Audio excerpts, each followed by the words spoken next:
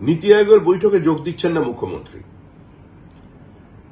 এর আগের বার মুখ্যমন্ত্রী বৈঠক শেষে বেরিয়ে এসে বলেছিলেন যে তিনি যখন কথা বলছিলেন তার মাইক অফ করে দেওয়া হয়েছিল।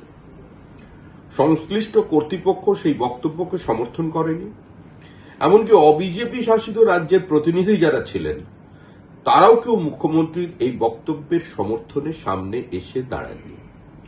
এখন প্রশ্ন হলো যে কেন্দ্র রাজ্য ঐক্যবদ্ধভাবে একটা সার্বিক আর্থসামাজিক উত্তরণের জন্য সেখানে নীতি নির্ধারণ হচ্ছে। পশ্চিমবঙ্গ এমনিতেই পিছিয়ে পড়েছে, লক্ষ লক্ষ মাইগ্রেন্ট লেবার, অল্প বয়সী ছাত্রছাত্রীরা তারা এ রাজ্যে পড়াশোনা করার ইচ্ছা নেই, ভিন রাজ্যে চলে যাচ্ছেন, এই রাজ্য থেকে মেধা অন্য রাজ্যে চলে যাচ্ছে,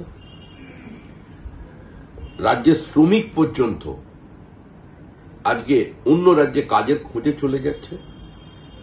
এই পরিস্থিতির মধ্যে দাঁড়িয়ে যখন পশ্চিমবঙ্গ অর্থনৈতিকভাবে খাদের কিনারে এসে দাঁড়িয়েছে, তখন মুখ্যমন্ত্রীর এই নীতি আয়োগের বৈঠক বয়কট করা কার্যত পশ্চিমবঙ্গকেই একটা অনিশ্চিত ভবিষ্যতের দিকে ঠেলে দিল। প্রান্তিক মানুষ, রাজ্যবাসী এবং পশ্চিমবঙ্গ রাজ্য বঞ্চিত হল মুখ্যমন্ত্রীর সিদ্ধান্তের কারণে।